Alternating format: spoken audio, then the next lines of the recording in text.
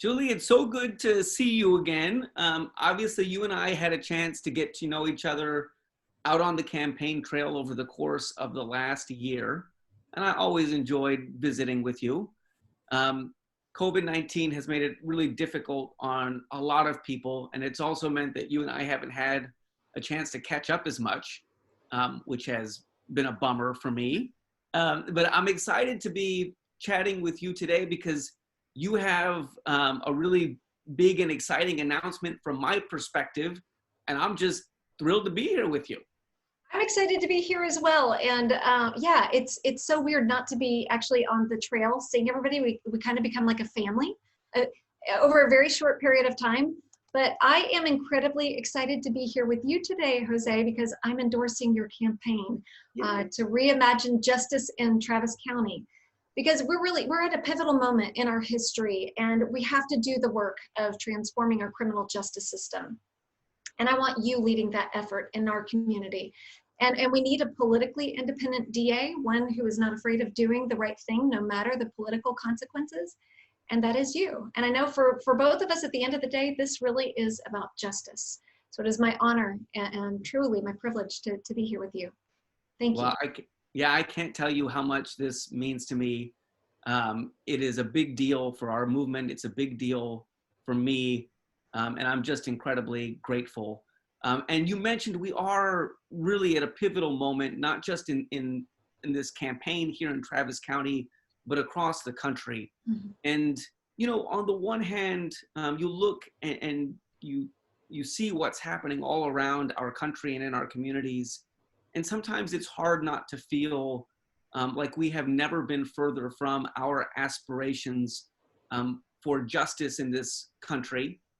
And on the other hand, you know, you see the incredible power that young people, that people of color, that women, that working people have been displaying over the last several weeks.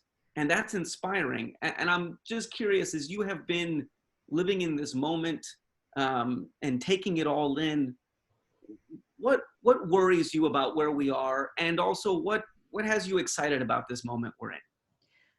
Well, I'll tell you, Jose, I really am worried about careerism in political office, because that can be incredibly damaging to Americans' constitutional rights. And I'm worried that folks have really become cynical of a two-party system, so much so that they may not even believe or can fathom that change is possible. Mm.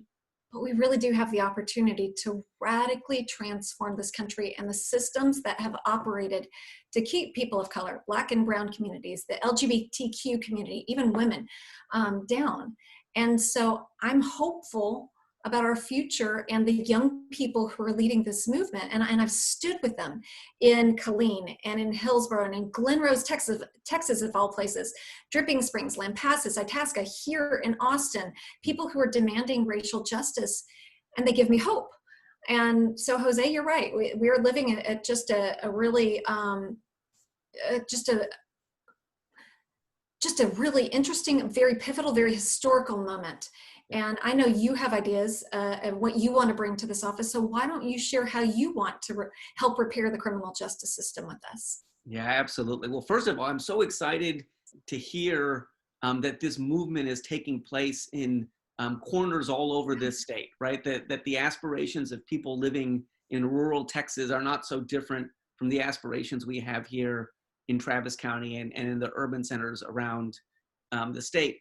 And I think that we all have a similar vision for what our criminal justice system can and should be. I think we all believe that we should have a system that's focused on keeping us safe and that discards some of these failed practices that we know have resulted in a system that weighs most heavily on working class people and people of color. And so there's actually some pretty simple propositions we have, some ideas we have about how our system can live up to all of our ideals. The first is that, you know, we shouldn't lock people up simply because they can't afford to pay bail. We should have a system that only keeps people confined if they pose a threat to our community. And so when we win, we're going to get rid of this cash bail system because it makes us less safe. For over 60 years in this country, Julie, we have perpetuated this failed war on drugs. And we've seen the result. The first result is that it doesn't make us more safe. The data is clear that by using the criminal justice system to address substance use, we're increasing the likelihood that people will commit more crimes, and that makes us less safe. We also know that prosecuting drug offenses is one of the greatest drivers of racial disparities in our criminal justice system.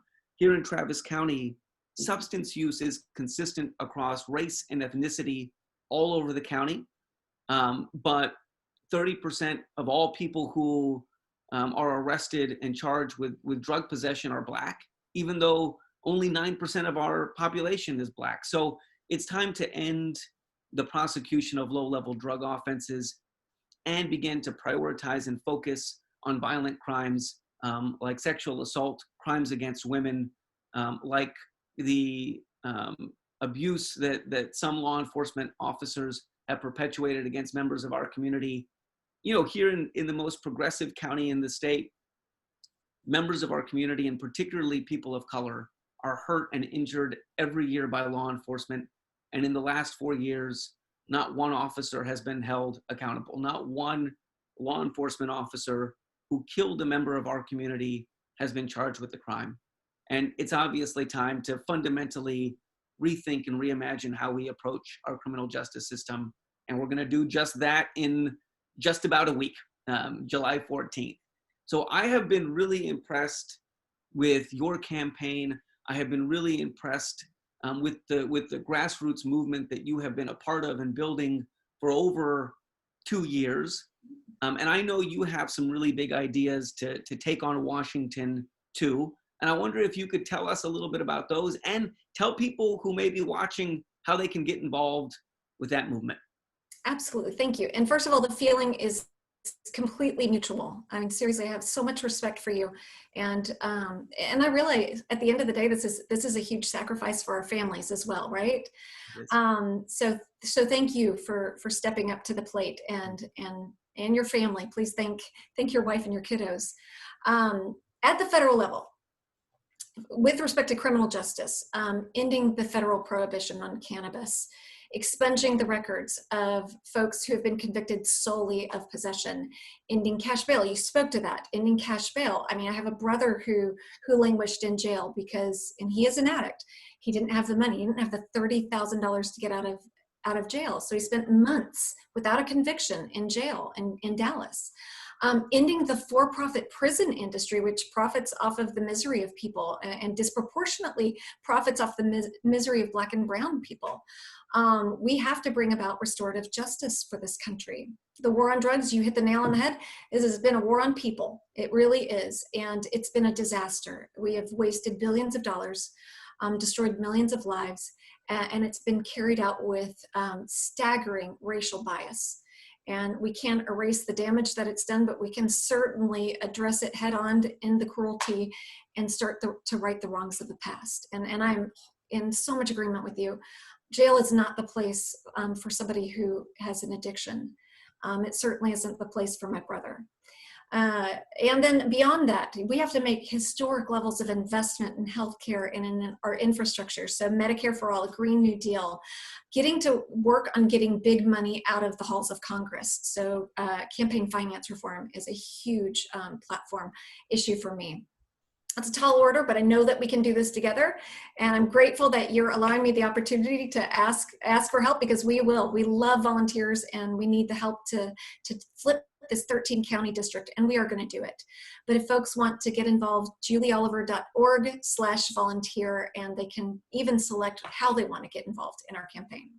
But thank you again. Thank you for this opportunity. I don't know if people know this. This is my first endorsement. I could not be prouder to endorse you.